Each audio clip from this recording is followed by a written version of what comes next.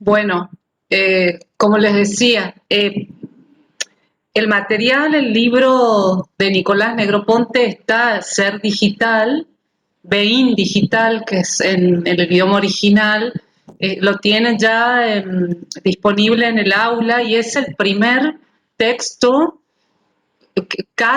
el primer texto casi fundacional, vamos a decir, si bien nosotros en las unidades anteriores hemos visto otros autores también que han realizado grandes aportes, visionarios sería, ¿no?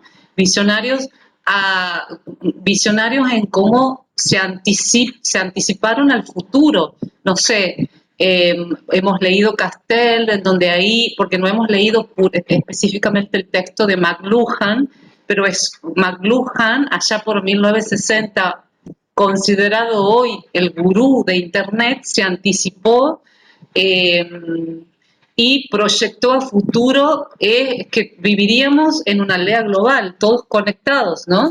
No se imaginó cómo sería concretamente, porque de él no mencionó, no lo denominó Internet, pero hoy por hoy,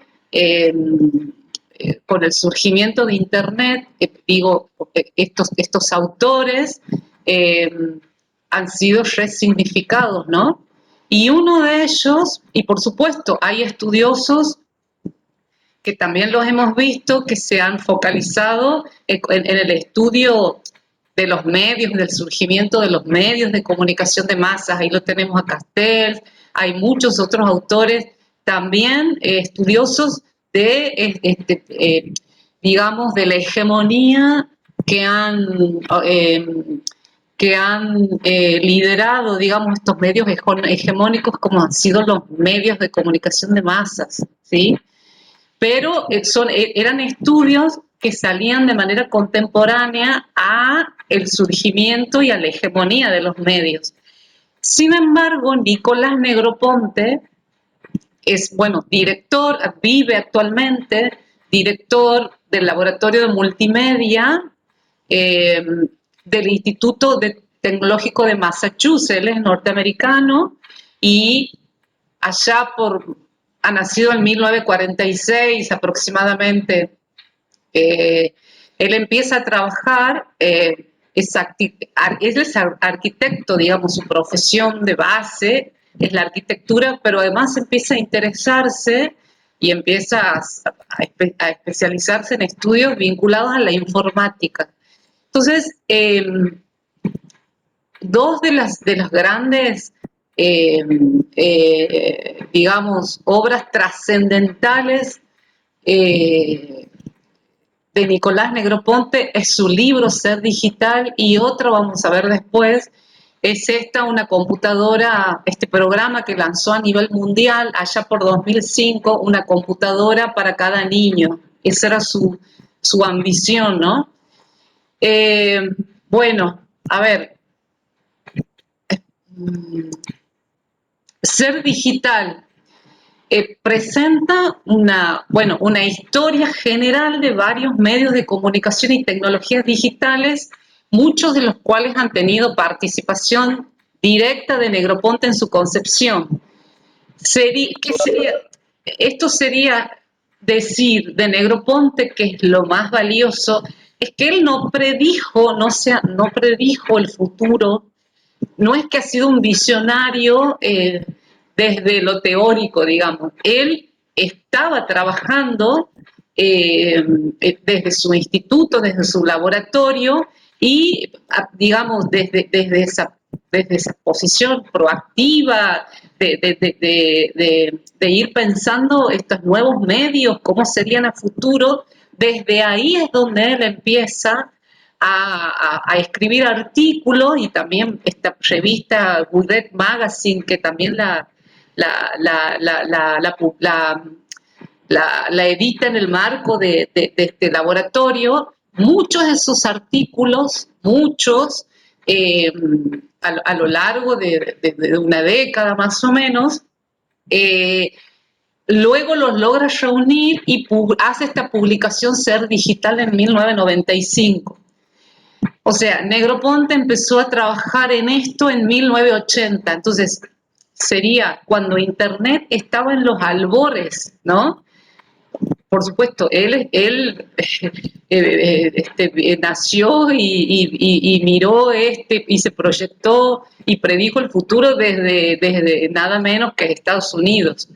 Nosotros, si haríamos, digamos, una vuelta atrás, una mirada hacia atrás, y nos pusiéramos a pensar en 1980, ¿qué hacíamos? ¿Qué hicimos? ¿En qué momento nos encontrábamos? Si es que no hubiéramos imaginado en aquellos años, yo era adolescente, en 1980, 80 y pico, estaba terminando la secundaria, si no hubiéramos imaginado todo esto, Internet todavía, creo que el correo electrónico todavía era algo novedoso, porque me acuerdo que mi primer cuenta de correo era Yahoo, y, y era algo novedoso que inclusive para poder crear esta cuenta podríamos ir, porque Internet no teníamos la facilidad, ni en los hogares no teníamos la facilidad de conectarnos libremente, digamos, había que pagar, luego vinieron los fenómenos de los ciber, ¿se acuerdan de los ciber? Pero previo a esto, las bibliotecas en las universidades eran las primeras espacios en donde uno podía acceder a tener conexión y a crear estas cuentas de correo. Bueno, básicamente la historia de este libro es un análisis y además es con un lenguaje, porque no es académico, en función a los textos que estamos acostumbrados nosotros a leer en sociología, ¿no? Por suerte, no es que es un texto densamente académico que tiene definiciones, no, es un texto con un lenguaje sencillo, ameno, y vamos viendo que a lo largo de toda su propuesta, digamos, vamos viendo cada una, digamos, avances importantes que lo estamos viviendo actualmente. Entonces, él hace un análisis a lo largo de todo el libro de varias de estas tecnologías en las que él mismo las ha ido experimentando en aquel momento, las empezaba a experimentar, e intenta predecir cómo evolucionarían. Ahí viene lo significativo de este autor, que para mí es maravilloso. Él manipulaba estas tecnologías y hacía todo este esfuerzo de predecir cómo iban a evolucionar, sosteniendo, digamos, siempre la creencia de que la humanidad se está viendo inclinada a la digitalización. Entonces, trasladándose de un mundo de átomos a un mundo de bits. Por eso, bueno, ya vamos a ver, porque tiene tres grandes partes este libro. Vamos a ver por qué él se refiere a esto. O sea, que en líneas generales hace un paralelo entre el mundo real, que es lo que se va imaginando en sus predicciones a futuro, digamos, cómo iban a evolucionar estas tecnologías a futuro, se va imaginando estos dos mundos paralelos, lo virtual y lo real. O sea, lo real es el mundo de la materialidad, de los átomos, como él lo denomina. O sea, un libro impreso sería lo material, pero él se imaginaba el libro digital, digamos, a futuro, cómo eso se iba a ir reemplazando y cómo todos nosotros íbamos a ir optando por este mundo, digamos, de bits dentro de lo que es la tecnología, la informática, dentro del mundo virtual sería. Aquí me están saludando. Valeria, bien. Vayan preguntando si tienen alguna acotación o cuestiones que les vayan surgiendo, porque esto, lo que él plantea, lo estamos viviendo. Entonces, esto está buenísimo porque nos ponemos incluso para conocer desde dónde surge esto, ¿no? Negroponte es digamos, y él mismo se lo atribuye, ¿no? El que predijo el futuro en términos de la digitalización.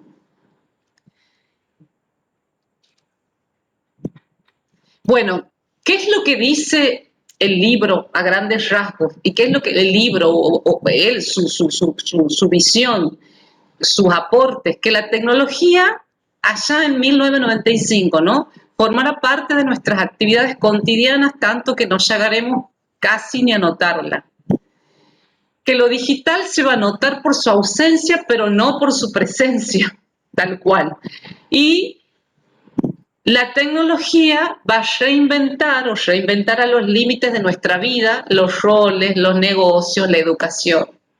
Esto, así en tres casi profecías predicciones que uno actualmente, creo que nosotros hasta el año pasado, tal vez si hubiéramos leído Negroponte, hubiéramos dicho, tal vez puede ser, estamos en ese proceso. Creo que hoy, mirarlo en este contexto, en esta coyuntura que estamos viviendo, creo que hoy, y además con lo que nos está sucediendo, como a cada uno, cómo hemos experimentado esta irrupción de los usos de las tecnologías, que cómo se han potenciado en la pandemia, ¿no?, en este contexto de aislamiento. Pero digo, creo que esto ha sido a nivel mundial, pero nosotros, yo me imaginaba, pensaba incluso retrospectivamente hasta el año pasado, bueno, uno dice, formar parte de nuestras vidas cotidianas.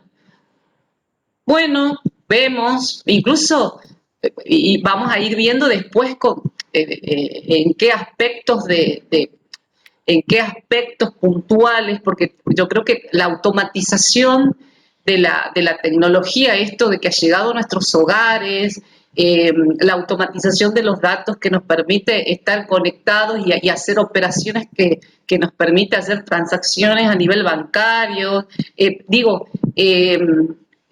No sé, si vivimos en un departamento, tocar el timbre, usar el ascensor forma parte de esto. Ir a un kiosco y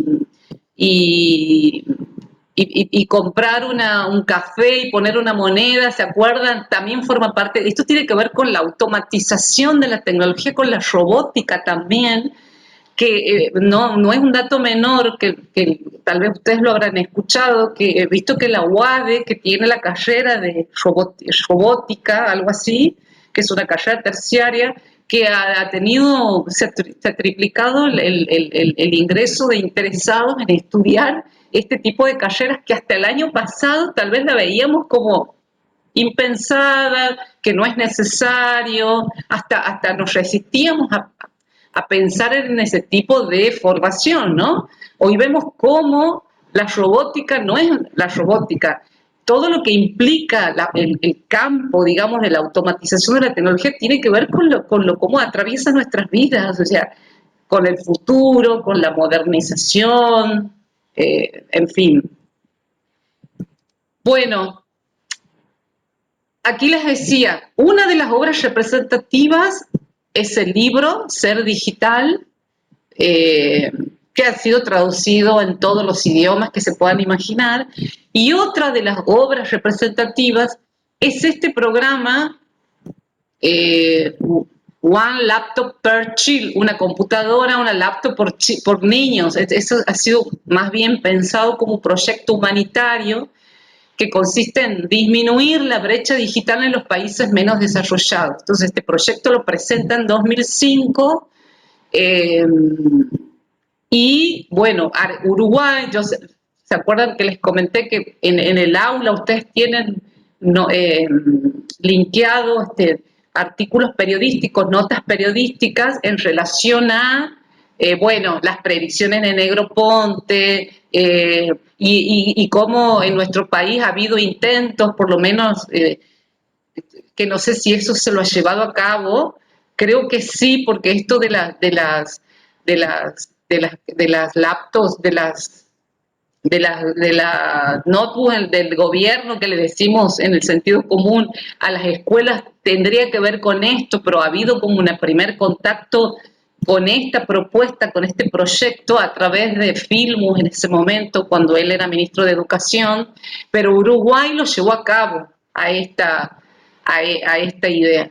Pero miren cómo él, además el sentido humanitario de achicar la brecha, ¿no? De que las tecnologías no es solo un recurso de acceso para quien tiene algún cierto eh, que cierto poder adquisitivo, que tengamos posibilidad de comprar. Él no se imagina un futuro, no se imaginaba futuro que sea así, digamos, sino que la posibilidad de que todos podamos, todos, de todas las condiciones sociales, podamos acceder a tener internet y a un ordenador, digamos, portátil en este caso.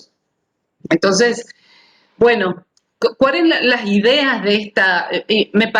Por supuesto que esto en el libro no lo plantea, ¿no? Esto lo van a ver en notas periodísticas, en videos. Yo incluso acabo de linkear él ha dado una conferencia en relación a sus 30 años que lo han citado, lo han llamado como conferencista para hablar sobre los 30 años que han pasado en relación a cómo él predijo el futuro, y está bastante amena esos 30 minutos en donde él brevemente se refiere a todo lo que está sucediendo hoy, ¿no? Pero la idea en relación a este proyecto humanitario es que con las laptops de 100, bueno, de 100 dólares sería, hará que los niños y las personas con menos recursos económicos logren acercarse al campo de la tecnología. Esto va a disminuir la brecha digital en los países desarrollados y los de tercer mundo, y la tecnología cada vez más forma parte importante de nuestra vida. Entonces, es un error no aceptarla y distribuirla. Por supuesto que aquí pone, exhorta, hace un llamamiento a los estados, al gobierno. Por supuesto que tiene un rol importante las políticas gubernamentales educativas, y también en este sentido al ministerio, porque nosotros tenemos un ministerio de ciencia y tecnología que a través en conjunto tal vez, todo esto depende cómo estos organismos están funcionando o cómo se organizan en cada estado, ¿no? Pero por supuesto que aquí el puntapié inicial, la decisión es a nivel estatal. Y la tecnología estará presente en los rincones más inéditos de nuestra cotidianidad, así proyectándose a futuro, ¿no? Estas eran sus ideas centrales de este proyecto humanitario, que incluso en el video que hoy les linkeado en el aula, un poco se refiere, creo que se refiere a eso. Hay en otro video se refiere a eso, mostrando, porque en los países, no sé, en Angola, muestra cómo los niños ahí pobres tienen, incluso muestra fotos, ¿no? Dando testimonio de que no es imposible, sino que es posible. O sea, y que no necesariamente necesita un niño tener un adulto, digamos, refiriéndose en términos de la ductilidad, de que aprender a manejar el dispositivo no es que necesitas capacitarte, digamos. Entonces, el niño tal vez tiene como mayor facilidad digamos, para explorar el dispositivo, le da como más crédito, digamos, que aquellos que somos más adultos, ¿no? Bueno, en fin, entonces este libro, Ser Digital, está estructurado en 3 partes que se denomina, una, los bits on bits, la interfaz es la segunda parte, y la vida digital. O sea, a lo largo, y estas 3 partes se organizan, se estructuran en 18 capítulos. Yo ahora me voy a referir a lo que es el uno, que los bits on bits, y la vida digital, porque no vamos a tener más tiempo, digamos, para poder desmenuzar con detalle todo digamos, el texto, ¿no? Pero a lo largo, digamos, de estos 18 capítulos, de lo que él aborda, digamos, sería la protección de los bits en los derechos de autor, por ejemplo, que es uno de los que trae, digamos, pone sobre la mesa, porque así como él vio la tecnología de una manera optimista, también vio el costado negativo de esto, o sea, la piratería, la protección de los... Él dice, ojo, tienen que estar atentos con legislar, digamos, y proteger toda esta información con los derechos de autor. Y esa es una ley que hoy se está discutiendo y es muy obsoleta aquí en Argentina. O sea, ¿qué pasa con los derechos de autor? Con una producción que es mía y que es escaneada y que entra a circular por la red, por ejemplo. ¿Sí?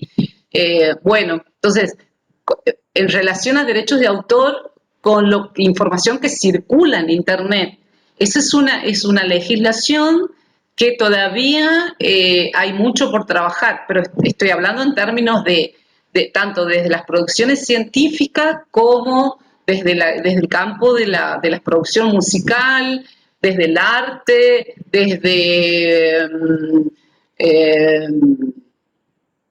sí, he leído ayer una noticia en donde ha habido un concurso sobre pintura, no sé si lo han escuchado, en donde le dan de ganadora a una reconocida en Buenos Aires, ¿no?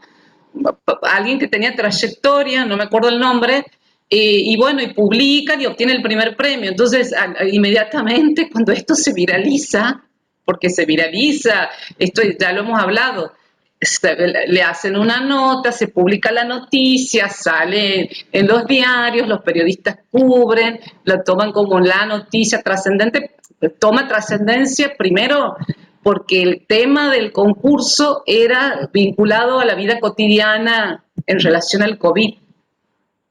Entonces, hizo un cuadro de una foto, claro. Entonces, la fotógrafa que ha sido la autora de esa foto, inmediatamente pues, pide la sanción de esta, primero la sanción del premio y en realidad que atenta contra la autoría y los derechos de autor, en fin. Entonces, lo que me pareció lo más loco de esto es la justificación de la artista, de la pintora, que dice, bueno, porque, y ojo, porque de esto nos vamos a encontrar eh, va a ser muy común, digamos, hasta que esto no se legisle, en donde ella dice, bueno, yo me tomé una foto, me inspiré y dibujé, o sea, ¿qué tiene de malo? Y esto tiene que ver con todo lo que circula en Internet, ¿no? O sea, yo puedo decir, porque aquí no, entramos en un tema, y esto se lo llama curación de contenidos. Hay todo un tema, si a alguien le interesa, después puedo subir ese material que tiene que ver con la curación de contenidos, que por supuesto uno reutiliza contenido, imágenes, infografías que están en la red, porque incluso hay banco de imágenes, banco de fotos que uno puede descargar, pero y ahí está como digamos, está el vacío, digamos, legal de esto, hasta dónde eso está bien, es una foto que está circulando por todos lados, pero un poco también para ser cuidadosos, ¿no? Nosotros como usuarios, como consumidores y prosumidores, cuidadosos en el uso que le damos a toda la vorágine de info que tenemos a disposición. Bueno, claro, sí, tiene que ver esta es la justificación que ella hizo, devolvió el premio, qué sé yo, pero digo, no lo asumió como que hubo un plagio. Entonces, este señor ya se anticipó hace 30 años atrás, cuando proyectaba cómo se iba a hacer la vida hoy, dijo, bueno, ojo, que hay que proteger, hay que cuidar y hay que trabajar sobre los derechos de autor. Bueno, también habla de la cultura digital y en esta última parte, en estas tres partes de la estructura del libro, que la denomina vida digital, ahí se refiere en líneas generales a esto, al entretenimiento y la responsabilidad sobre estos medios de información y comunicación, porque principalmente él pone foco sobre los medios de información y comunicación que tienen que ver con el entretenimiento, básicamente, ¿no? Bueno, no.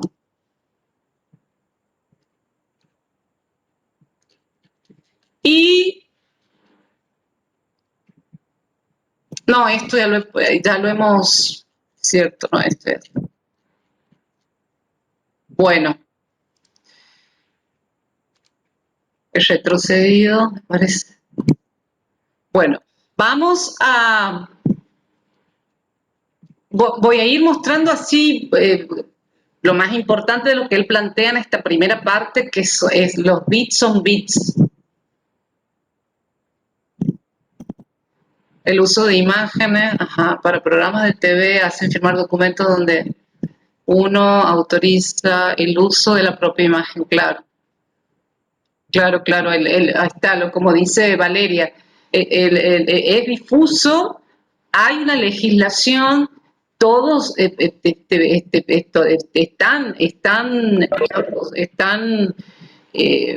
todos están aunando fuerzas para que esto realmente se legisle como corresponde.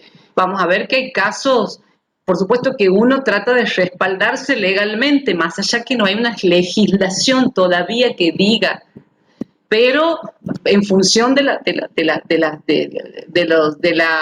por ejemplo, de la divulgación de imágenes privadas, cuando uno, bueno, lo que le pasó a esta policía que se suicidó porque se le divulgaron un video íntimo, o sea, digo, van sucediendo, vamos siendo afectados en la medida que esto va sucediendo, uno va actuando, digamos, los abogados y en términos legales uno va, qué sé yo, el que depende de los recursos económicos que tengas, pero uno lo primero que hace es apelar contra Google para que eso se baje de la red, digamos, una cosa así. Pero el uso de imágenes, bueno, los audiovisuales, eso es lo primero que la firma de un documento, un compromiso, o cuando se va a entrevistar a niños, por ejemplo, que van a tener participación, que son menores de edad, o sea, digo, hay como una línea delgada ahí que todavía en eso no hemos avanzado. Pero este señorcito ya lo anticipó. No es nada nuevo, no es de alguien, no es argentino, es de este señor. Bueno, veamos, porque él empieza en una pequeña intro que tiene del libro, él habla de la paradoja que esto sea un libro, porque si él habla de que todos, digamos, nuestra vida cotidiana debería estar, digamos, debería basarse en bits, no más que en átomos, que es lo material, ¿no? Entonces, él expone, digamos, pone esta paradoja comparando átomos y bits, estos dos mundos paralelos, lo virtual y lo real. Él expone, digamos, que la historia ha nacido de una botella de vidrio que él estaba en una conferencia de un agua mineral, en donde esa agua procedía de Francia, dice él, y la botella, el agua mineral de Estados Unidos. Entonces, realizando como un comparativo de su percepción, digamos, que básicamente se ha fundamentado para ilustrar esta diferencia entre átomos y bits. desde una anécdota de algo que él ha vivido, en donde, hablando de los años 80, ¿no? Entonces, también él plantea y dice, bueno, el comercio que ha ejercido en el país desarrollado, en su país, que Estados Unidos, es el punto, digamos, de partida para determinar que la técnica del comercio es un intercambio de átomos. Entonces, él dice, se basa principalmente a partir de esta anécdota que él la vive, que es del agua Evian, dice, la cual iniciaba su proceso de transporte. Entonces él se imaginaba, para poder tener esa agua en su escritorio, todo el proceso y la logística que se requiere, eh, con una masa voluminosa, pesada y lenta y costosa que viaja por miles de kilómetros con una inversión de tiempo. O sea, él se imaginaba cómo ese producto, para estar en su mesa, toda la logística que tiene que atravesar para que el gasto de dinero, la distancia, la inversión de tiempo, bla, bla, bla, para que pueda estar en su, la pueda consumir. Ajá. Entre lo que, claro, la dicotomía de lo que representa el átomo y de lo que representa el bit. Entonces, partiendo de esa anécdota, de eso que le había pasado, que lo había vivido, él, digamos, ha sido como, es como la llave, digamos, que empieza, digamos, empieza a cambiar su percepción de lo que, todo lo costoso que implica, digamos, el mundo, este mundo material, ¿no? Entonces, por supuesto que hay cuestiones, él dice, que vamos a necesitar que sigan estando en el mundo material, pero hay otras cuestiones como la industria del entretenimiento y que otra de las cosas que predijo futuro. ¿Por qué? Bueno, y una de las cosas que puso sobre la mesa es porque tenían allá por los 80 un gran auge las casas de alquiler de videos, ¿se acuerdan? No sé si ustedes, algunos son más jóvenes, pero allá por los 90 aquí había muchos ciber, no son ciber, eran videoclubs, ¿se acuerdan? Uno quería ver una película, los videoclubs, el auge de las VHS, que un poco eso lo hemos visto con Castells. Entonces, un poco se ha ido imaginando qué cosas podrían ir revirtiéndose y dejar de ser, digamos, y evitar todo este proceso, ¿no? Logístico, costoso y de inversión de tiempo y bla, bla, bla. Bueno, entonces, bueno, él dice, la mayor parte, focalizándose sobre los medios, ¿no? La mayor parte de la información es lenta para el manejo humano. Entonces, todo es lento. Para comprar un libro tengo que viajar tal vez. Hace 20 años era así. Uno quería un libro, tenía que viajar a la librería a Córdoba, Buenos Aires y comprar el libro. Ni siquiera había un sistema online de contacto. Y uno aprovechaba y viajaba y no era tan costoso. Uno cuando hacía los viajes, cuando participaba en los congresos, optaba por esta posibilidad. Eh, entonces, comprar un libro, para leer algún texto que nos interese, había que comprar el libro, acumular cantidad de papeles, qué sé yo, pensando también en nuestro ámbito laboral, profesional, y también, ¿por qué no al nivel, digamos, de todas las oficinas del Estado, ¿no? Entonces, él dice, es necesario revolucionar, convertir las fuentes de información en transferencia instantánea. Entonces, bajar los costos de transmisión de datos y transportar la información a la velocidad de la luz, que son los bits. El cambio de los átomos por los bits es irrevocable e imparable. Entonces, algo que lo veía de una magnitud en aquel momento intrascendente y que es imparable y hasta era necesario, o sea, era necesaria la revolución. porque el cambio se produce en forma exponencial.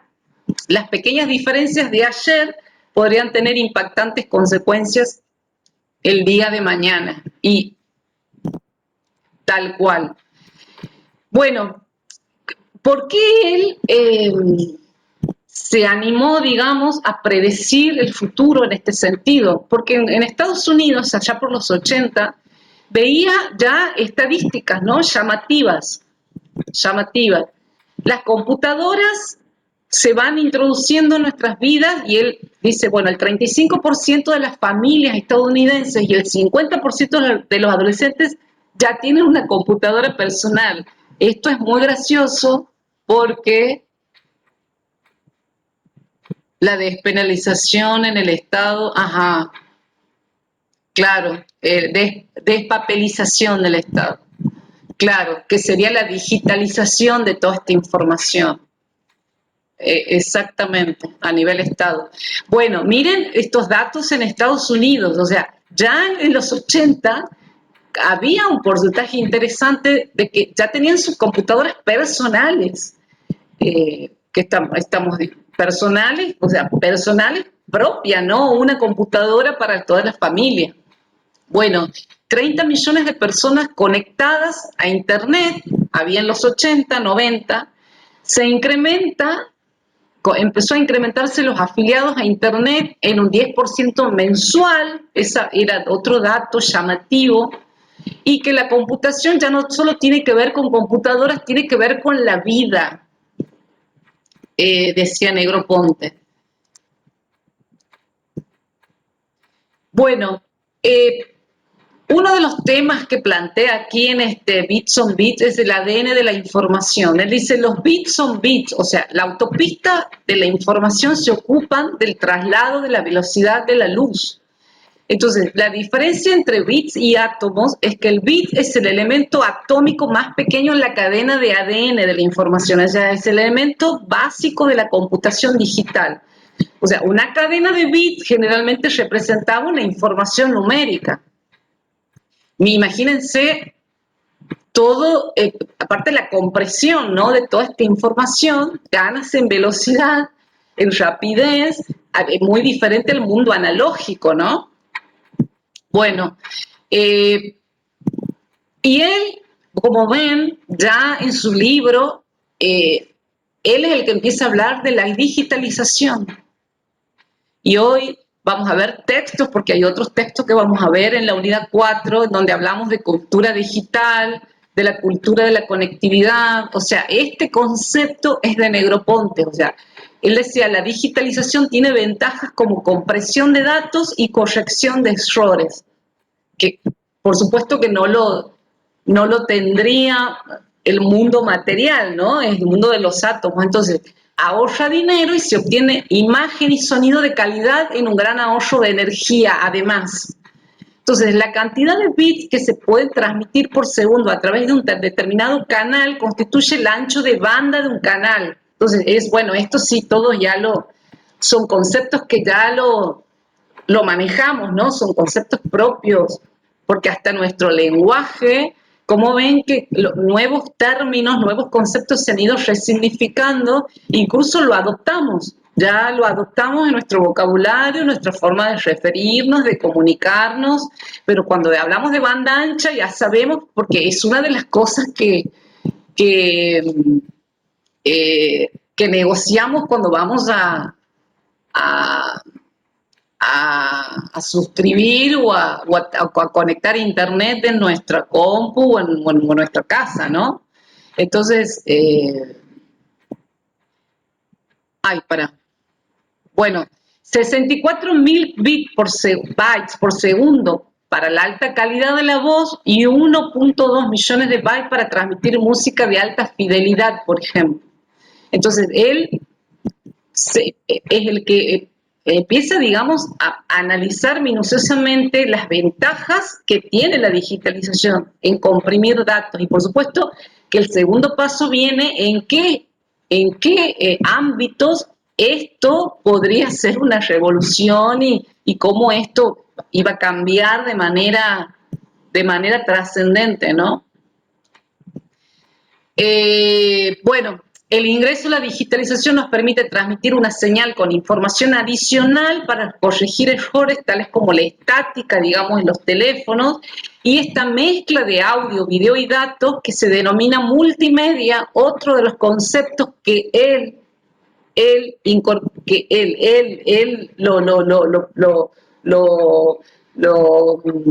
se ha imaginado, él ha sido el pionero en este concepto, y miren, vamos viendo ya, digitalización y multimedia. Multimedia que lo estamos escuchando nosotros desde hace unos años atrás.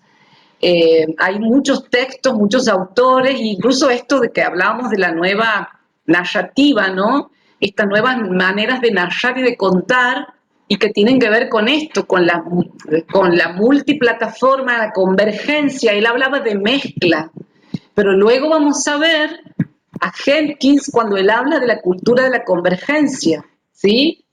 Entonces, aquí Negroponte no habla de convergencia, habla de mezcla de audio, video y datos, pero es la convergencia que después este otro autor, que lo vamos a ver en nuestro último encuentro, vamos a ver de qué se trata. Porque, entonces, esta unión de estos tres formatos es lo que él denomina multimedia. Dice, suena complicado, lo decía en ese momento, pero no es más que un entremezclado de bytes.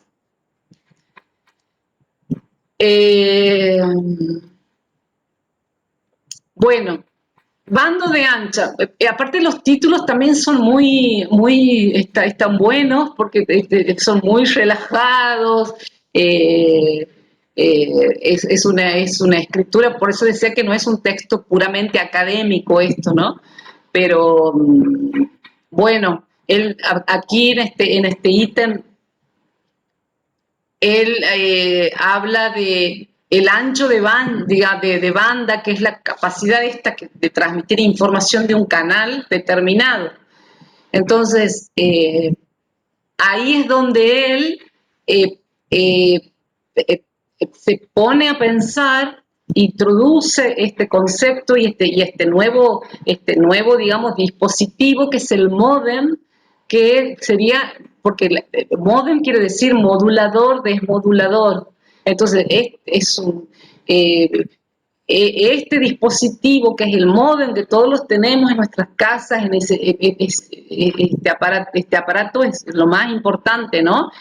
Es el proceso. ¿Cuál es la función que cumple? De convertir los bytes en formas de ondas y convertirlos luego en bytes. O sea, por lo general se transmiten 9.600.000 bytes por segundo. El módem que permite modular o desmodular, digamos, el proceso de convertir estos bytes, ¿no?, en ondas. Ajá. Claro, ahí está Gabriel. Estoy leyendo. Los conceptos, digitalización, multimedia, ancho de banda, poco a poco han ido instalándose en la sociedad moderna.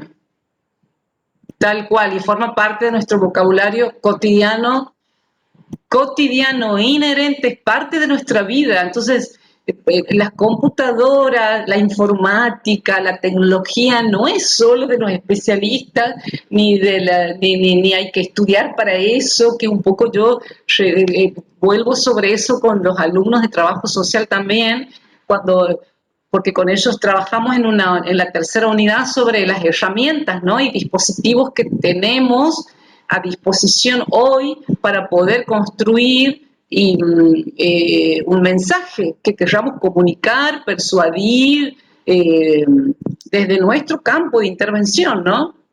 Entonces, no es que tengamos que hacer un curso para hacer un video hoy, pero años atrás necesitábamos tener una cámara profesional, una cámara de video filmadora para registrar estas imágenes, por ejemplo.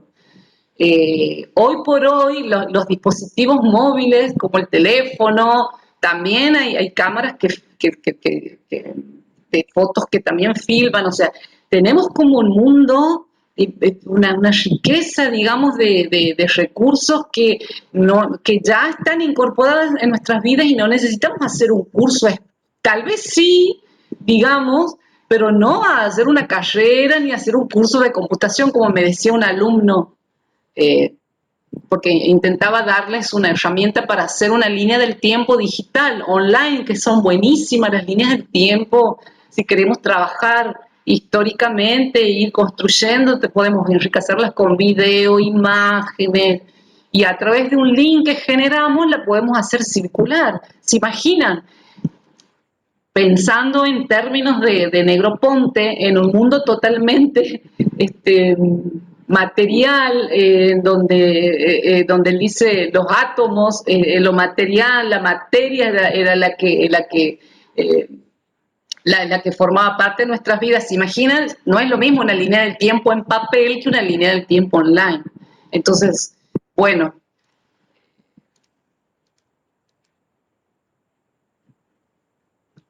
también otro concepto que él, porque cuando él dice, a ver, vuelvo aquí atrás, bajando su pedestal al ancho de banda, ¿esto qué tiene que ver?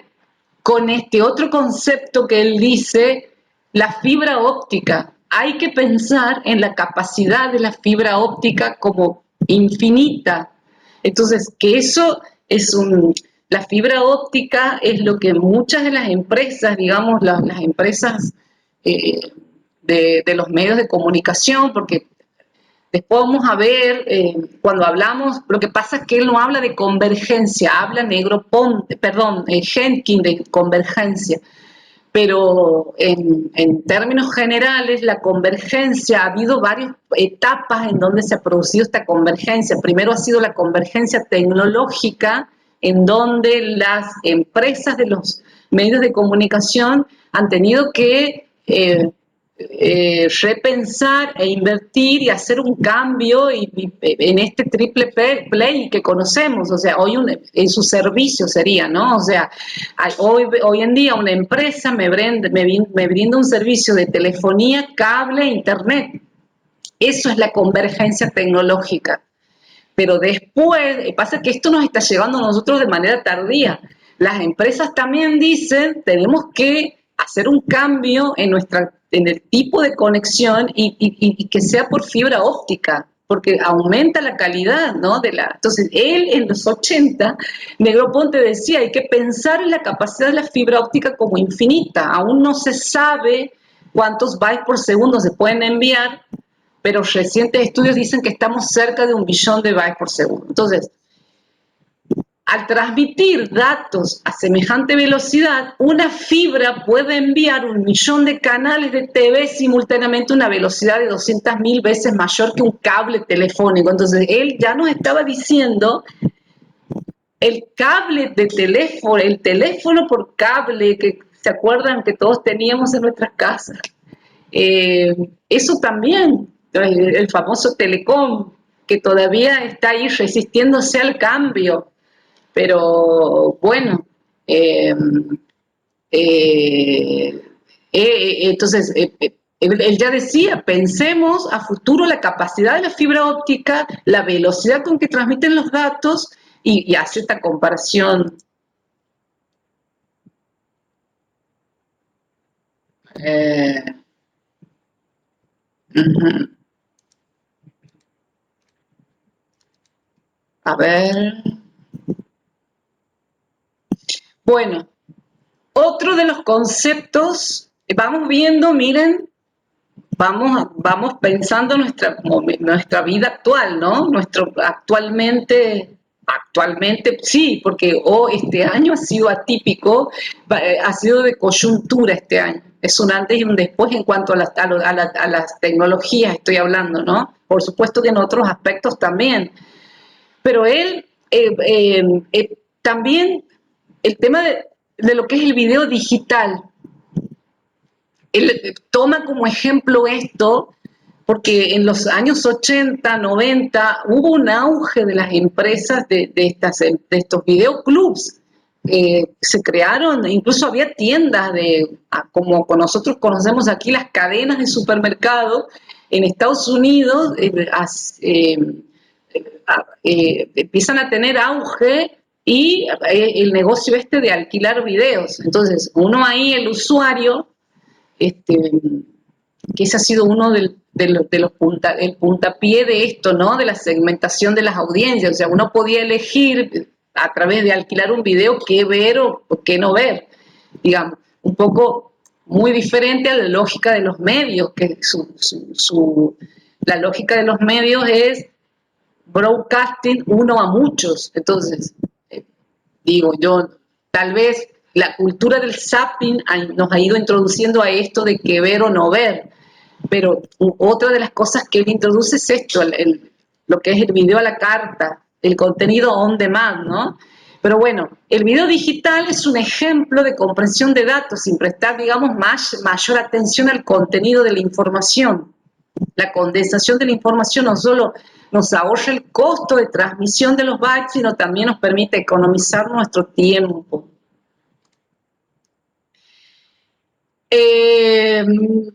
Bueno, a ver aquí.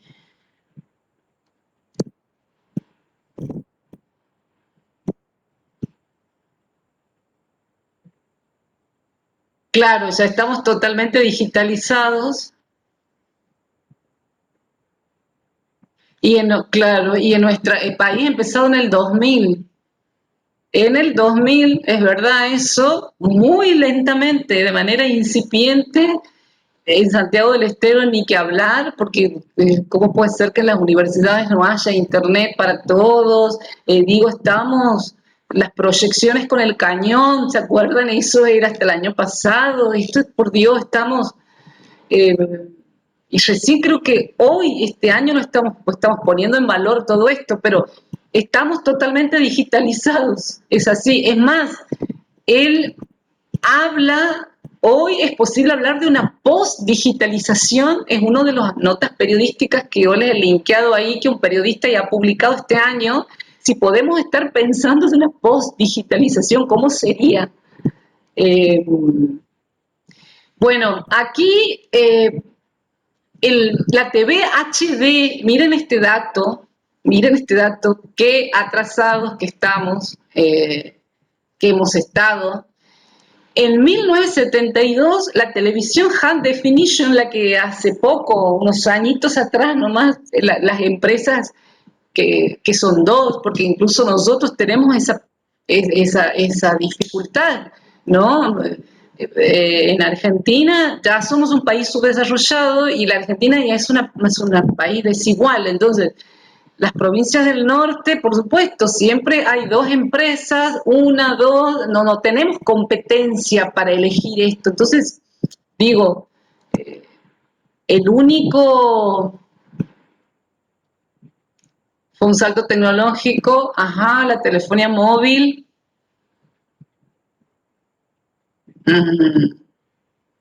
video digital versus el cine, la fibra óptica es el boom, es lo último.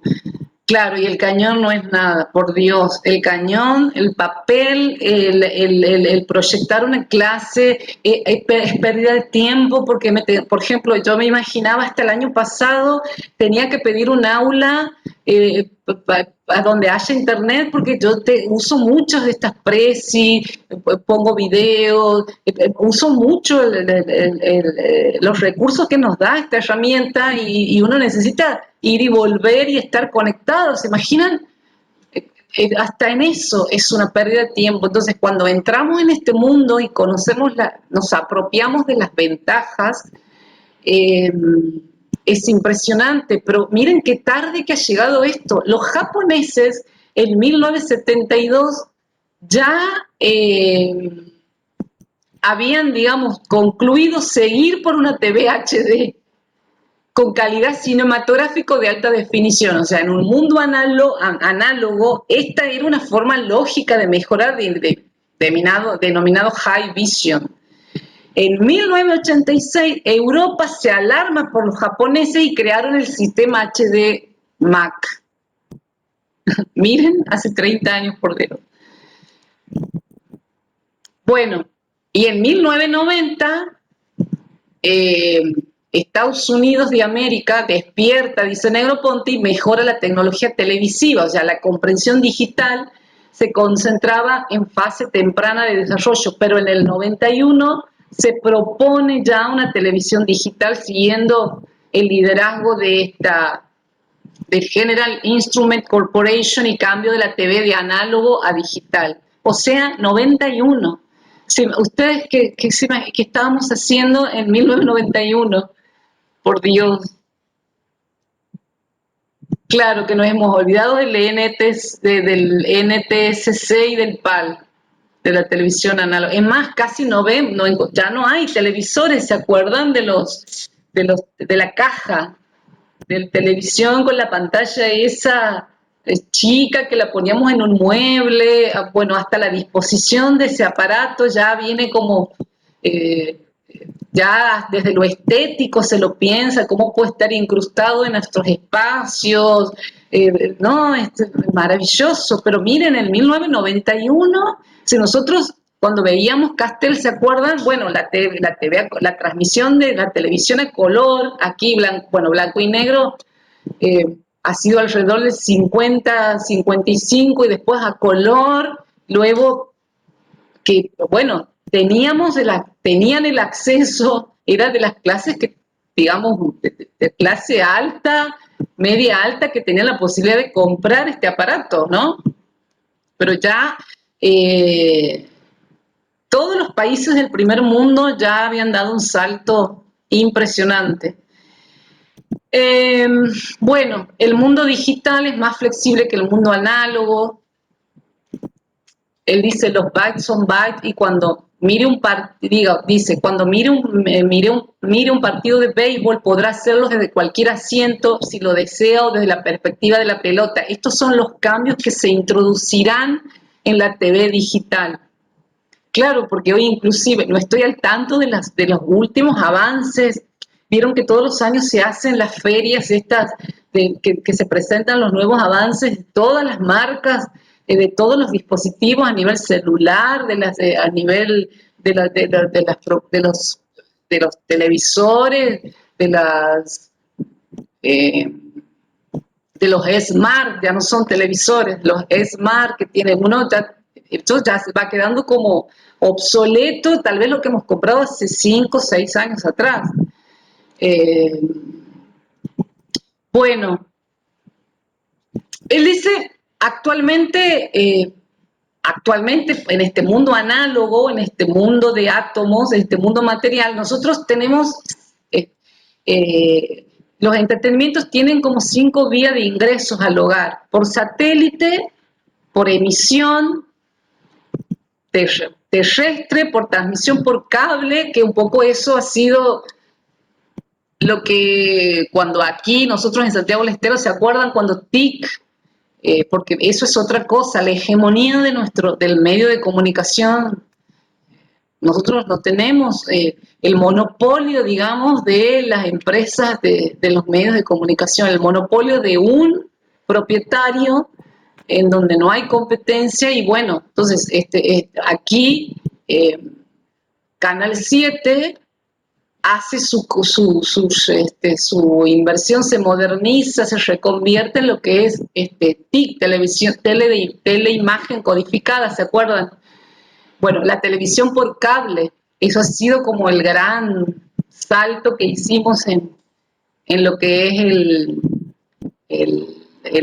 la posibilidad que teníamos de conectarnos a través o de mirar, o de conectarnos, de entretenernos, de consumir, digamos, programas a través de la televisión por cable. La telefonía y la forma envasada, dice, de los distintos medios, o sea, que básicamente eran átomos, el cassette, ¿se acuerdan? El CD, e impresos en soporte como el papel. Entonces, esas han sido como han sido las 5 vías de ingreso a nuestro hogar del entretenimiento, de la información, del consumo. Entonces, la Comisión Federal de Comunicaciones de Estados Unidos es un ente que regula algunos contenidos de la información. Entonces, bueno, aquí creo que es el nombre se me ha ido, bueno, ya me voy a acordar. Bueno, se encuentra entre la frontera entre la protección y la libertad, entre lo público y lo privado, entre la competencia de lo real y el monopolio abusivo, y se preocupa principalmente por el espectro utilizado en las comunicaciones inalámbricas. Bueno, esta es la Comisión Federal de Comunicación de Estados Unidos, que es un bien potente, este ente que regula, funciona bastante bien. Entonces él lo trae, digamos, a colación. Entonces, sobre todo este último punto, ¿no? Sobre el espectro que, que se utiliza en las comunicaciones inalámbricas. Entonces, este ente, que es la Federación FCC, no me acuerdo, es una Federación de Control de las Comunicaciones, que regula la distribución de los bytes asignados, asignando cuotas de estos para ser utilizados para la televisión digital, la TV normal, digamos, análoga, la radio, y así sucesivamente. Entonces él, a futuro, dice él, el futuro consiste en asignar roles a bytes y a datos más allá del control regulador que tiene hoy en día. Entonces, él dice, bueno, el consumidor será el propio sensor. Esta entidad, por su parte, tendría la misión de cuidar de que los servicios de información y entretenimiento estén en pro del interés público, pero ya le va dando, se va anunciando, se va proyectando el rol que vamos a tener nosotros como consumidores, ¿no? Eh, en este propio rol sensor, ¿no? Más allá de imaginándose lo que sería el futuro en el rol que él se imaginaba. Bueno, la propiedad de los medios de difusión, o sea, existen muchas formas de enviar los bytes y una de ellas es la emisión por aire. Entonces, sin embargo, dice Negroponte, las reglas de propiedad de los bytes, o sea, los medios en Estados Unidos, dicen que no se puede ser dueño de dos medios de difusión distintos en una misma área o ciudad. Esto es otro, digamos, de los aspectos, porque así como tenía una visión bastante optimista, también se puso a pensar estos obstáculos, ¿no? Claro, aquí ahí está el CONFER. El CONFER sería. Y tenemos, es el CONFER, pero ahora tiene otro nombre que se llama, tiene otro nombre, el ENCOM. Ajá, el ente regulador de las comunicaciones. Ahí está, ha cambiado el nombre porque en su principio era el CONFER, el ENACOM, que tiene sucursales, es un ente regulador a nivel nacional, pero tiene en las provincias, tiene sus oficinas locales, ¿no? Adelante es el AFCA, ajá.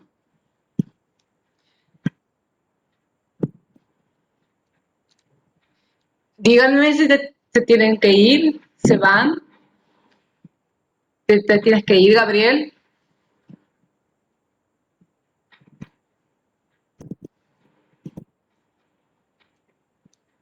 Ah, bien. Ah, no, estás por la data que te dan, bien. Bueno, protección de los bytes, dice, bueno, el problema del mundo digital pudiera parecer inofensivo, sin embargo, el momento de recibir información a través de Internet y de enviarla a un gran número de personas, incluso al mundo, caemos en lo denominado fraude, que es lo que él aquí ya se anticipaba a la piratería como uno de los problemas, los fraudes que pueden surgir por con este exacerbado optimismo por lo que él veía el futuro, decía no es tan inofensivo Internet, o sea, el fraude, los delitos, los ciberdelitos hoy que están de nuevo están sobre la palestra, ¿no? Están de nuevo operando. El campo de batalla a los derechos de autor es YouTube. Bueno, ustedes van viendo cómo YouTube también, esto lo vamos a ver muy bien, cómo funcionan estas redes sociales, cómo han cambiado su lógica, ¿no? Vamos a ver con Van Dijk, que hace un análisis crítico de las redes sociales.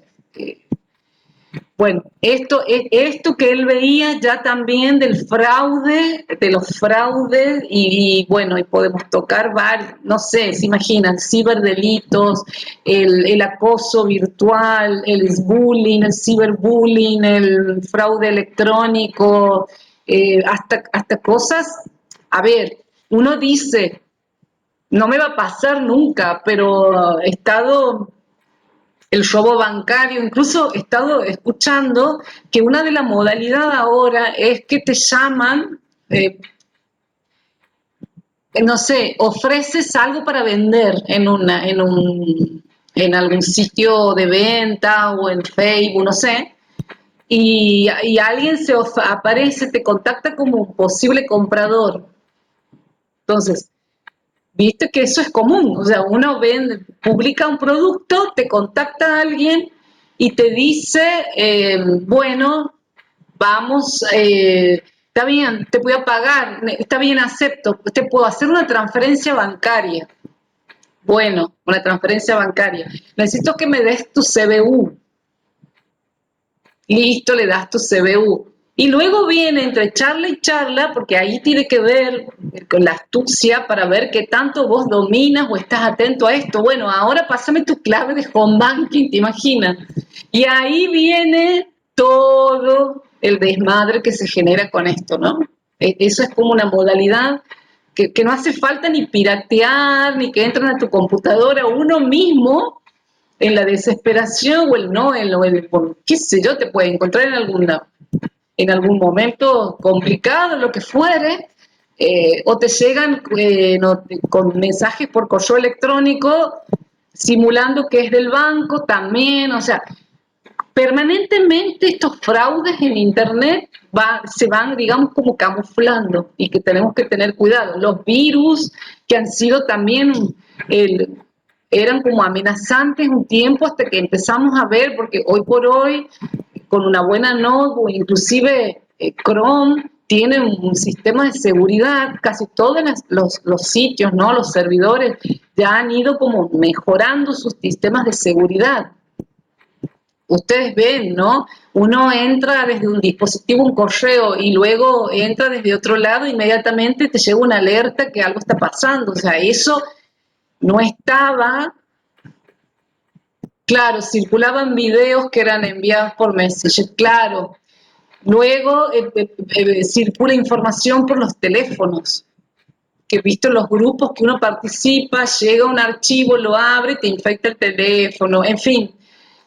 Uno es como que tiene que estar atento a estos fraudes que te genera Internet, que esto está sucediendo, eh, sucede hoy y tal vez él se refirió a algunos que podían surgir, pero vamos viendo cómo se van camuflando y cómo se las van ingeniando para que se produzcan estos delitos, fraudes en Internet. Entonces, el problema, dice Negroponte, de los bytes se van a enmarcar, se enmarcaría por su falta de protección de derechos en lo que denominamos piratería. Ese es el problema. Va a ser el problema que debería, y en esto no hemos avanzado bastante, ¿no? Va como lento, por lo menos aquí en Argentina, va lento.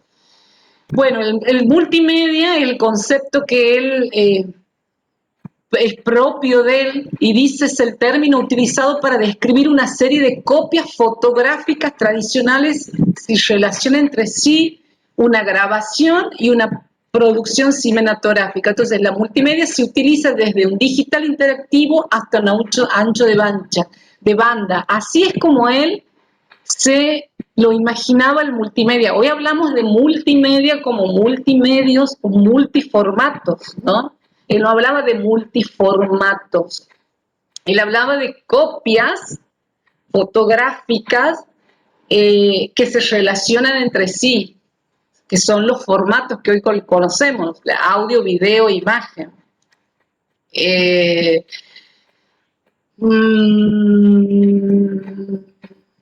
Bueno, aquí en 1976, no lo he chequeado a esto, iba a navegar a ver qué había pasado, porque no sé, en esos años los israelíes lanzaron un exitoso operativo sobre el aeropuerto de Entebbe que impresionó a los militares estadounidenses. Una idea simple pero fantástica. Dice, este hecho ha promovido el uso de bytes por computadoras para exaltar el realismo del lugar y el entorno. Claro, y aquí viene la realidad aumentada, la realidad virtual, ¿sí? Que esto es un concepto que él también introduce, que formaría parte del futuro, la realidad aumentada, ¿no?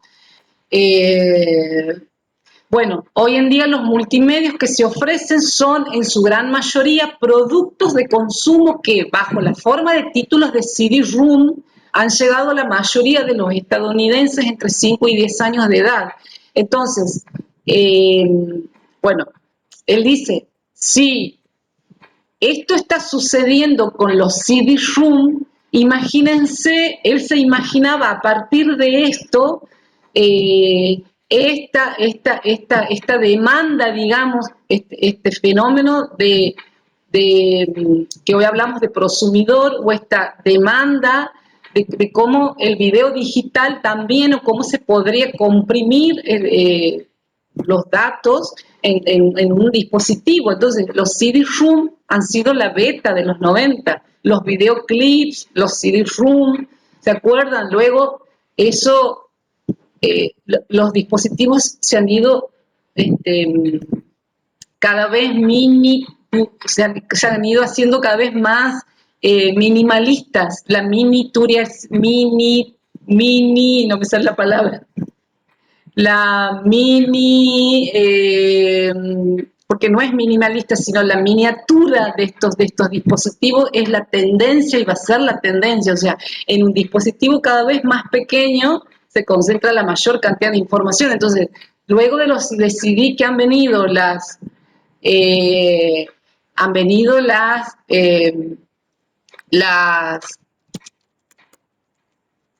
realidad aumentada, es, digamos, es la tecnología que te permite observar elementos físicos de la realidad a través de software específico, de dispositivos. Entonces, que sería, por ejemplo, un conjunto de tecnologías. Aquí estoy tratando de buscar un ejemplo de realidad aumentada.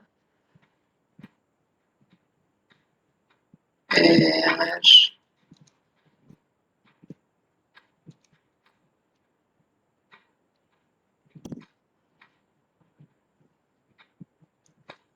Espero que estoy tratando de mostrarles aquí que he visto por ejemplo,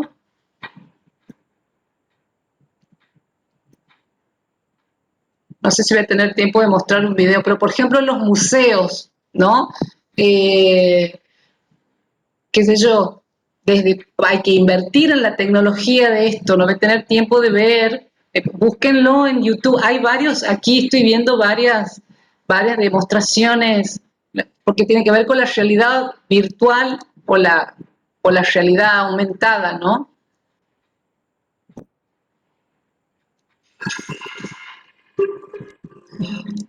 Creo que tengo que, esperen.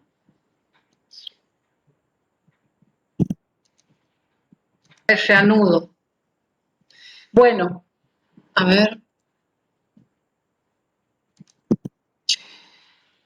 Hoy en día, allá en los 80, 90, los multimedios que se ofrecen, decía Negroponte, son en su gran mayoría productos, bueno, esto ya lo he leído, esto de claro, los CD-ROOM eran los multimedios del momento, la beta, digamos, de los años 90. Luego, ¿se acuerdan que vinieron los pendrive?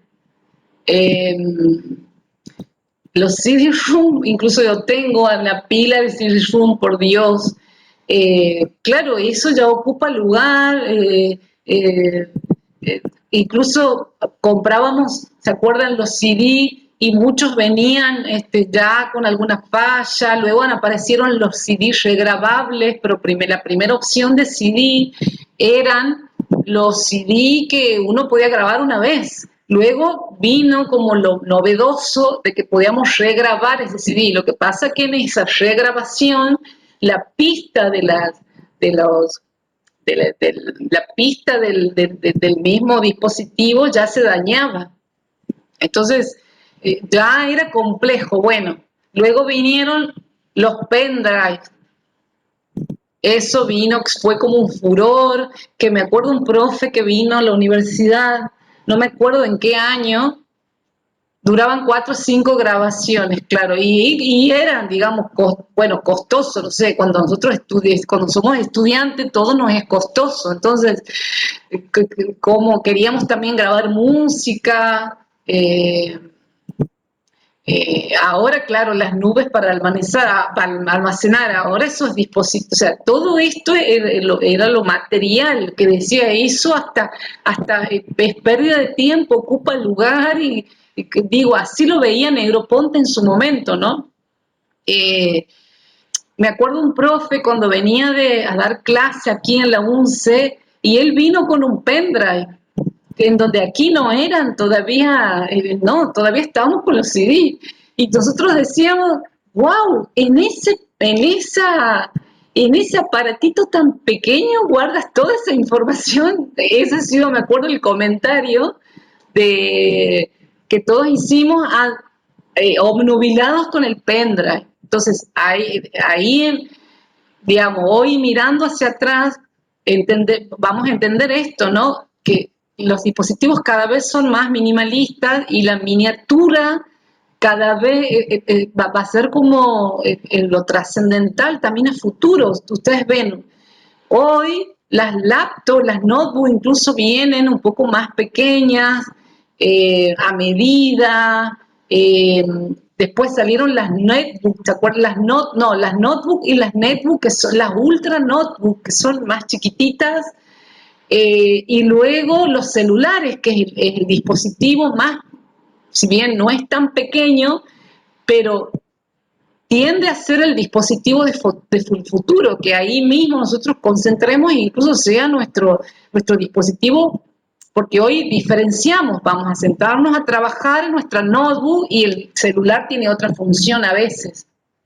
Entonces, bueno, claro, mayor capacidad con el disco, exactamente. Las tablets, claro, las tablets, otra versión que han tenido como un furor y creo que ya las tablets no han tenido como mucha aceptación. Solo aquel que la compró la tiene, pero vieron que han sido como reemplazadas por el celular.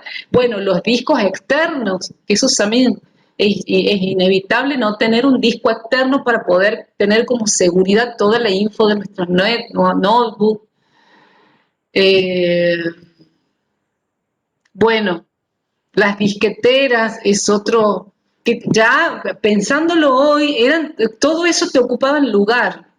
Y uno hasta necesitaba ordenar toda esa pila de disquetos de CD, incluso ordenarlas y titularlas para poder acordarnos qué había en cada lugar, bueno, todo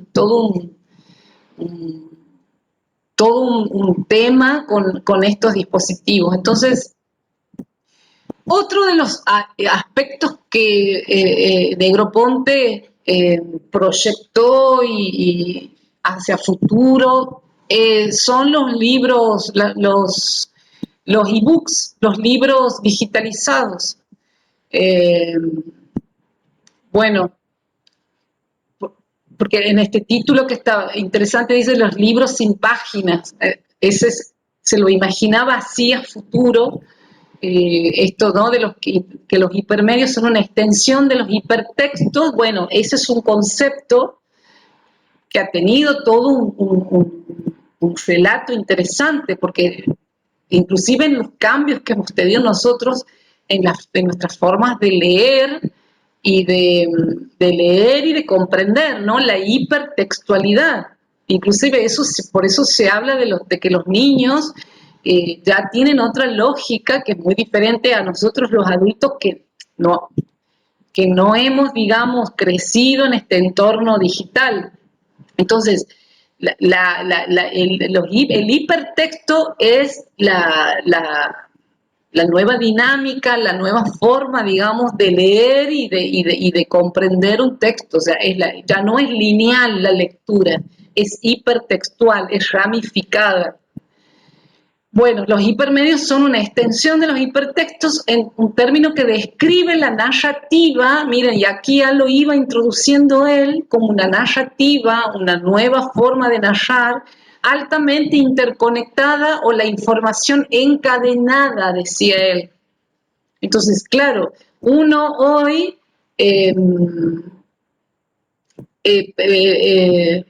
ingresa a un sitio web y ese sitio web no termina ahí, empiezas como a linkear y eso es lo maravilloso de esto. Entonces, empiezas como a trasladarte de este texto a otro.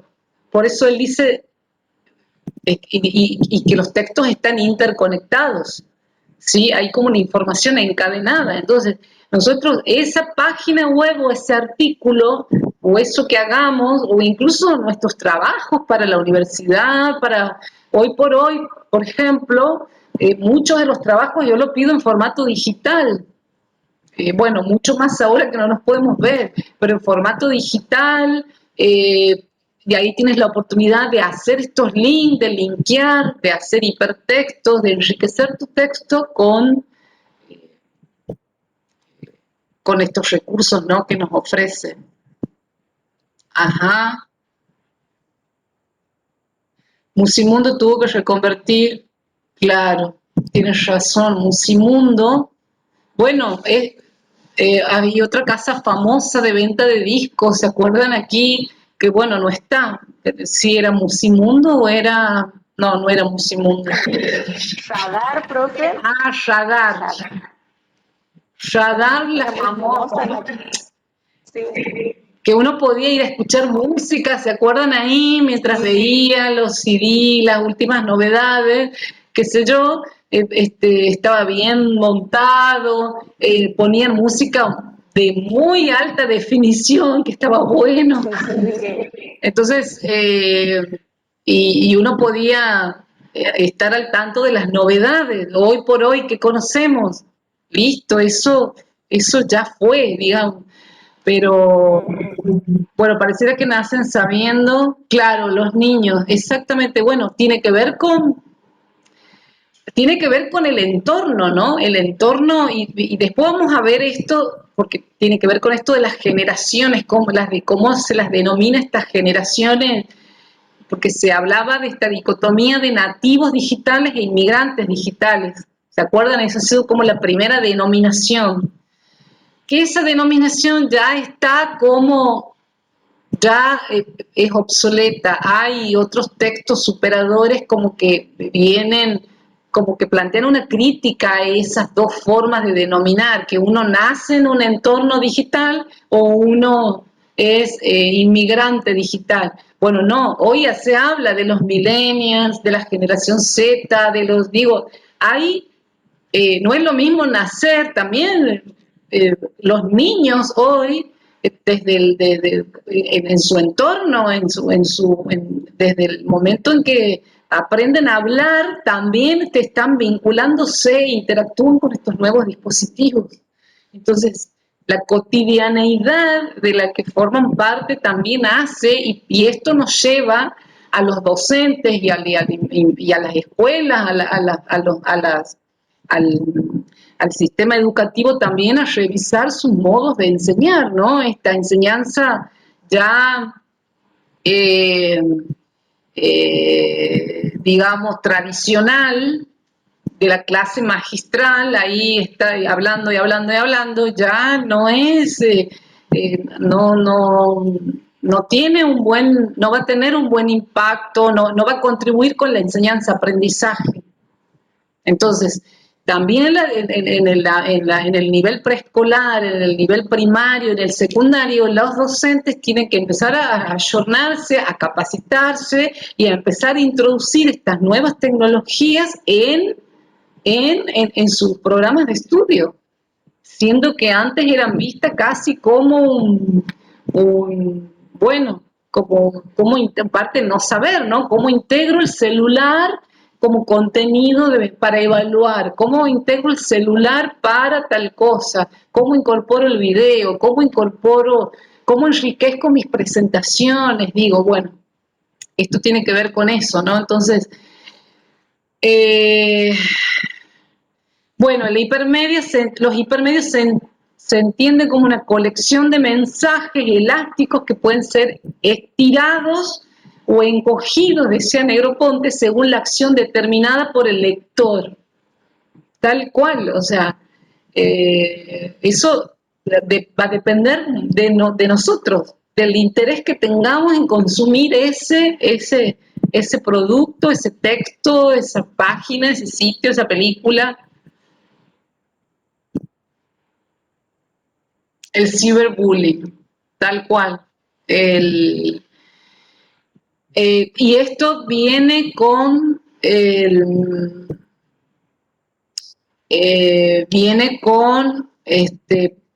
las múltiples identidades que uno puede, porque uno con las falsas identidades o múltiples identidades que uno puede adoptar creándose perfiles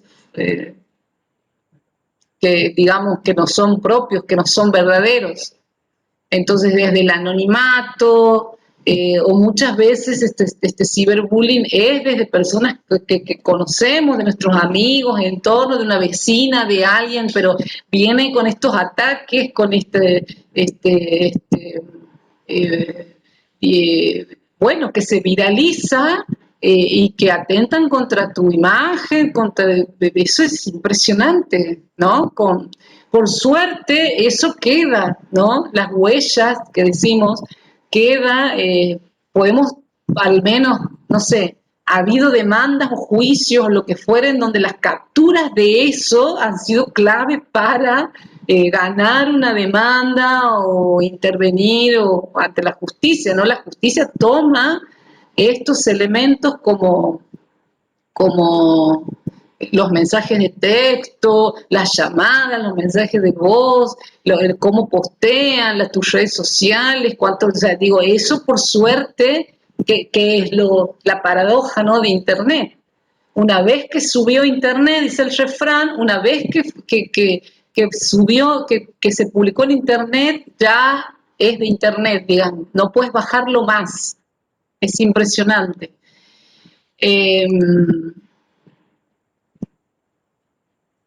Bueno, en el mundo digital el medio no es el mensaje, es la encarnación del mismo, tal cual. Entonces, para imaginarse los multimedios, es necesario pensar en el movimiento fluido de un medio al otro diciendo lo mismo de forma diferente, o sea, estimulando uno a otro de los 5 sentidos. Entonces, él se imaginaba cómo serían estos multimedios, intentaba, digamos, metafóricamente, porque trataba de exhortar allá por los 80, 90, cómo serían estos multimedios, este mundo digital, cuál sería la lógica, ¿no?, de funcionamiento.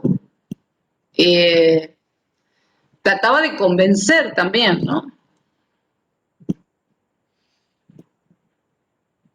Bueno, la historia de 2 bits, esto vamos a pasar.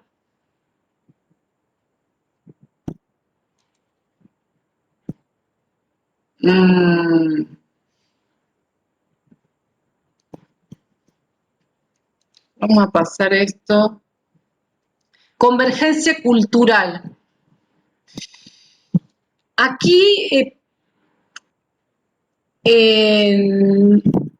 se imaginaba, aquí introduce el concepto de convergencia, pero no es el autor de este término es Henke, ¿no? No es él, pero él se imaginaba trayendo, digamos, a colación esta multimedialidad, la hipertextualidad que se le estaba imaginando, eh, como que sería el futuro, ¿no? Él decía, bueno, la computación ya no es el dominio exclusivo del sector militar, gubernamental o empresarial, porque así surgió. ¿Se acuerdan cuando veíamos Castells en eh, cómo surge Internet y cómo surgen estos dispositivos? Surgen con este fin exclusivamente para el ámbito y los medios masivos eran, ¿se acuerdan? Un instrumento un instrumento de propaganda de guerra allá por los 30, 40, 50. Eh, entonces, bueno, la computación no es de un dominio exclusivo de estos sectores, se le está canalizando de manera directa hacia las manos de individuos muy creativos en todos los niveles de la sociedad, convirtiéndola en un medio para la expresión creativa, tanto en lo que se refiere a su uso como a su evolución. Eso se proyectaba a futuro. Entonces, no sé, me imaginaba cuando leía esto, ¿no? Cómo iba a impactar esto en el ámbito cultural, en la cultura, en la creatividad, cómo iba a despertar. Y bueno, vemos en eso que si bien ha sido un fenómeno del 2000 para acá, el tema de los youtubers, las nuevas figuras, ¿no? Los influencers que les decimos, los youtubers, que han encontrado una beta en estas herramientas para y encontramos, bueno, infinidad de ejemplos en este sentido, ¿no? Cómo esto va a permitir, él se imaginaba a futuro cómo la creatividad iba a despertar en todos nosotros, apostaba a eso eh, y eso ha sucedido o está sucediendo. Bueno, esto es ya el poder del consumidor, ¿no? Del prosumidor. Que ya a partir de los 90 era un fenómeno que ya se estaba instalando con la transformación de las empresas, de los medios de comunicación, esto, ¿no? Estos contenidos que emitían los medios a una gran masa y que todos consumíamos eso, ya estaba habiendo un cambio importante allá por los 90 con esto de la segmentación de las audiencias, o sea, la segmentación de las audiencias y la segmentación de los contenidos. Entonces, el público ya eligía en ese momento qué consumir. Ya no es un público tan pasivo, no es una masa inerte que toma todo lo que los medios le dicen. No, uno tiene la capacidad de decidir qué consumir y qué no, qué escuchar, qué no escuchar. Bueno, entonces, él dice, el público solo quiere lo que le interesa. Entonces, entrar en la digitalización cambiará la naturaleza de los medios masivos. En lugar de bombardear a los usuarios con bytes, se permitirá a la gente bajarlos a voluntad. Que esto es fabuloso. Y miren lo que tenemos hoy, lo que está pasando con las plataformas. Esto está pasando en el entretenimiento sobre todo. Esto es un cambio radical porque todo nuestro concepto sobre medios tiene capas sucesivas de filtrado que reducen información y entretenimiento a una colección de historias de primera plano, bestseller, que son lanzados a los diferentes públicos. Bien, ahí está como lo más importante de esta primera parte del libro, que es Ser Digital, que de las tres vamos a ver esa primera parte y esta tercera parte. La segunda se llama La interfaz, que es interesante, pero se nos va a hacer largo. La vida digital que aquí es donde él ya nos va introduciendo a lo que es la cultura digital que la conocemos hoy, ¿no?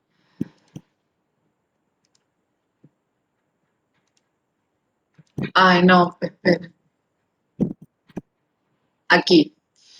Bueno, él habla de la era que estamos, dice él, no nos hemos dado cuenta de que estamos pasando a la era de la postinformación, así como hemos transitado de la era industrial a la era de la información casi sin darnos cuenta, en la era de la información en donde los medios masivos de comunicación han liderado, ¿sí?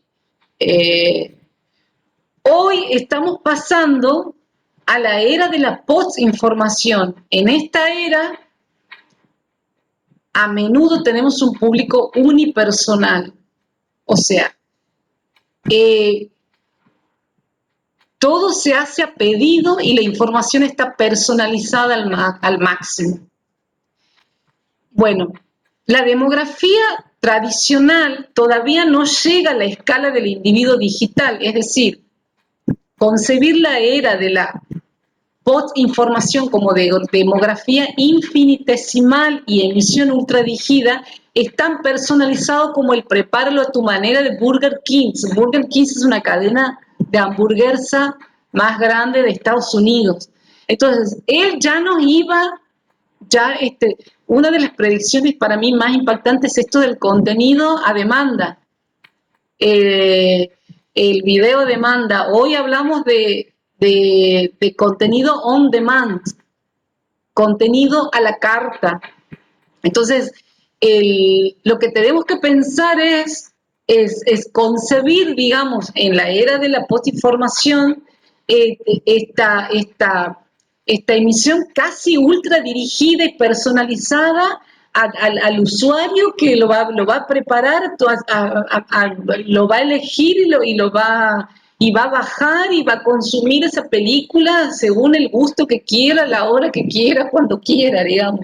Entonces, la verdadera personalización se está aproximando, decía Negroponte allá en los 90. Entonces, bueno, muchas de las actividades, o sea, que están más vinculadas a los trabajadores del conocimiento, dice Negroponte, no son muy dependientes del tiempo y del espacio. Entonces, de la misma manera que el hipertexto anula las limitaciones de la página impresa, la era de la postinformación anulará las limitaciones geográficas. En el futuro dispondremos de suficiente tecnología de telecomunicación y realidad virtual para que un doctor desde Houston realice una operación delicada a un paciente en Alaska, dice él. Miren, y es más, tal vez esto suceda, ¿no? No está sucediendo en este momento, porque él se refería básicamente, cuando habla de los bits on bits, es que en el mundo del entretenimiento y de las telecomunicaciones es donde esto cambio, esta digitalización es donde va a suceder sí o sí. Hay otros campos, como la medicina, en donde se requiere que, no sé, para operar necesita que el médico esté ahí, digamos. Entonces, bueno, pero él decía, bueno, tal vez a futuro dispongamos, hasta ahora esto no está sucediendo, pero no es descabellado, tal vez no va a ser necesario que el doctor esté aquí para operarme, qué sé yo, pero a corto plazo, sin embargo, se necesitará que un neurólogo esté en el quirófano al mismo tiempo que el cerebro, o sea, a corto plazo se imaginaba que en los 90, en el 2000 seguiríamos... hay campos como en la medicina en que estas diferencias geográficas, en la distancia, son inevitables. Bueno, en la era de la postinformación el concepto de dirección cobra un nuevo significado, dado que será posible vivir y trabajar uno en varias locaciones geográficas distintas. Entonces, dirección, ¿en qué sentido? Habla él de la dirección virtual, que es el correo electrónico. Es igual a tú, bueno, aquí he puesto mi correo electrónico, pero bueno, yo tengo mi dirección postal y mi dirección virtual. Hoy, inclusive cuando uno, mediante la robótica, puede ser que a futuro en la medicina, que no lo veo muy descabellado, no lo veo tan lejano, me ha sorprendido que con esto del COVID, los investigadores de todo el mundo, todo el planeta, estuvo trabajando en la vacuna, digamos, en la cura. Entonces, siento que antes las vacunas, lo que implica trabajar sobre eso, todo el proceso que implica, las etapas por las que debe pasar eso, que muchos hablan de 3, 4 años, no menos de 5 meses, esto está funcionando, digamos. Entonces, eso me pareció como, porque descreía de eso, pensaba que era más como una cuestión política, pero evidentemente puede ser posible, ¿no? Si una vacuna la logran hacer en unos meses, siendo que el contexto es diferente, ¿por qué no? Esto puede a futuro también traer muchos cambios, impactar para bien, ¿no? Para bien. Bueno, el tema esto de siempre refiriéndose a que la distancia geográfica no va a ser el impedimento de nada. Fabuloso, Negroponte, porque es así. Hoy no necesitamos movernos a ningún lado hasta para hacer una compra de delivery, digamos. No necesitamos trasladarnos, viajar para comprar un libro, bueno, si queremos ir de paseo, sí, de turista, obviamente, pero hay otras cuestiones bueno, puedo estar conectada, comunicada, enviar un informe, recibir una nota, me pueden despedir enviándome un correo electrónico. Digo, esta dirección postal va a ser una cosa y va a ser diferente a mi vida. Y hoy lo que va a priorizar, lo que va a valer, la nueva identidad sería tu identidad. De mayor peso será esta dirección virtual, incluso en nuestros currículum, en nuestras presentaciones cuando viajamos, vamos a un congreso, hoy que intercambiamos eso, ¿no? Nuestros correos electrónicos, nuestro WhatsApp si queremos, en fin. Bueno.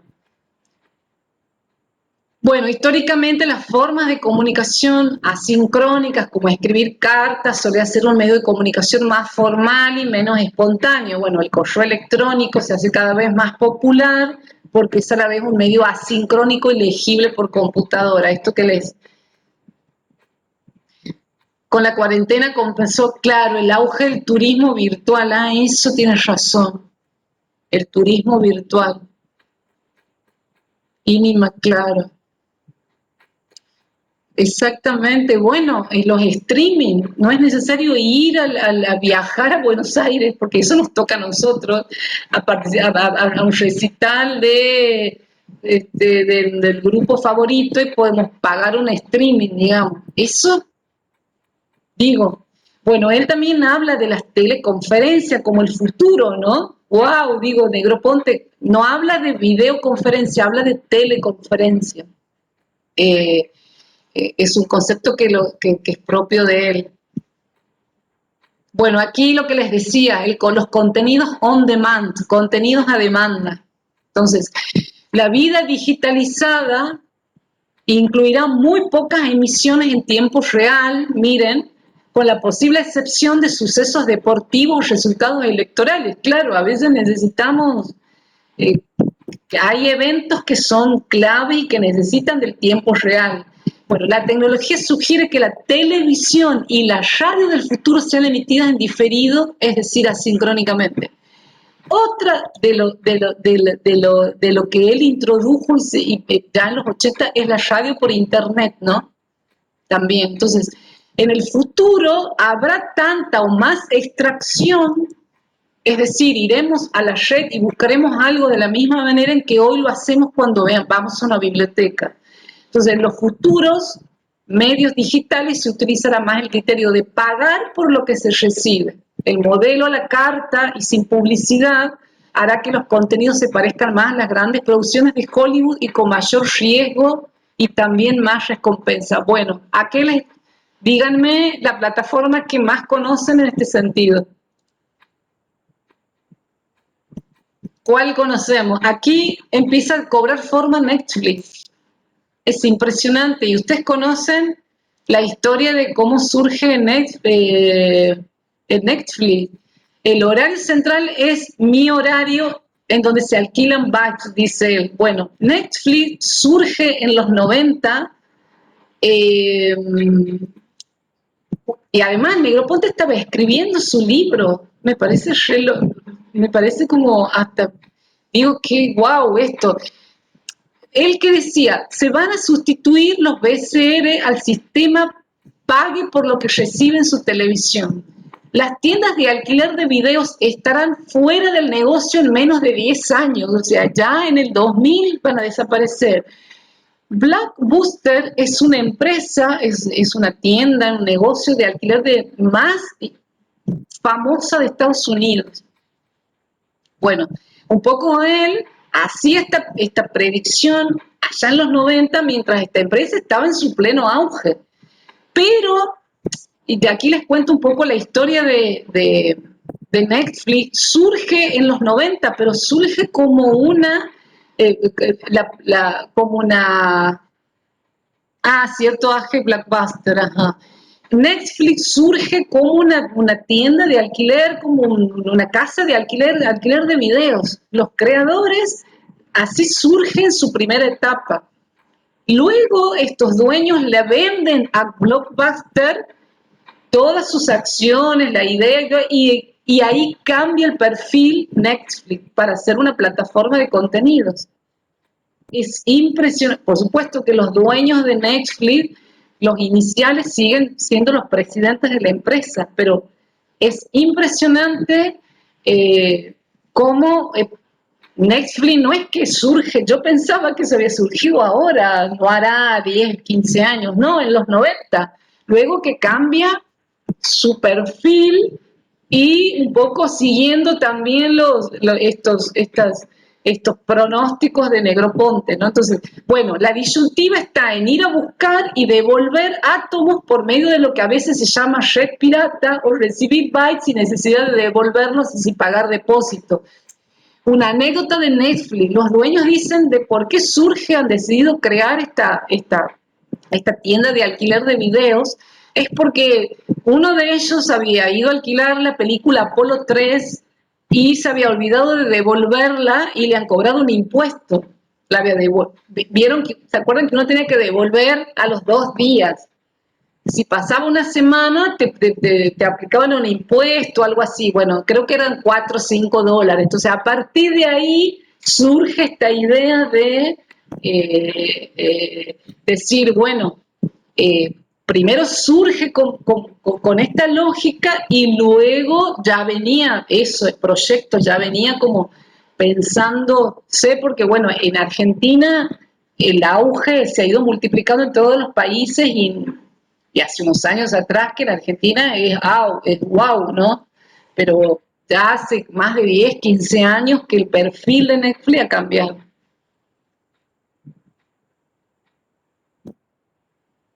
Claro, exactamente. Llegaríamos muy, y ustedes ven, estamos en el 2020, ya estamos en otro, sí, ya estamos hablando de la post-digitalización. Y bueno, es como que ahora, y con esto ya cerramos, es como que, bueno, yo siento particularmente que en este momento ha sido como bisagra este 2020 para las cuestiones de la tecnología, para estas cuestiones, para esta cultura digital que ya forma parte de nuestras vidas, eso.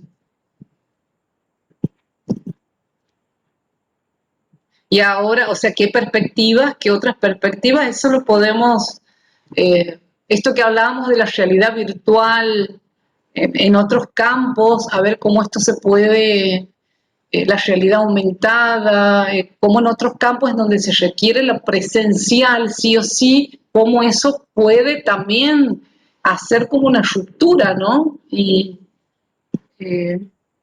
no lo veía porque en un principio Negroponte y muchos decían que no, que el contenido on demand, el contenido a la carta, que los usuarios, muchos temían porque creían que los usuarios no iban a pagar esto. Entonces, Negroponte era muy optimista y decía sí, porque porque si el consumidor va y alquila una película, cuando tenga contenidos, diversificación de contenidos, incluso como él decía, a un nivel cinematográfico, y eso es Netflix. Entonces uno va a apostar, digamos, en cuanto a calidad, ¿no? A calidad de los contenidos, el consumidor sí va a optar por pagar esto. Entonces, hoy por hoy, ¿qué hacemos? Nos suscribimos a Spotify, nos suscribimos incluso YouTube te pide ahora también que tienes que abonar para acceder a determinados contenidos. Eso también, vamos a ver cómo la lógica de las plataformas han ido cambiando porque todo requiere suscripción. Ese es el negocio redondo de las plataformas. Bueno, escuchar música, todos los artistas quieren tener presencia en Spotify, ¿no? O sea, ¿cuántas reproducciones tiene el video o el tema que el artista lo instala como novedoso? Una vara para medir son estas plataformas. Bien, bueno. Voy a detener la grabación.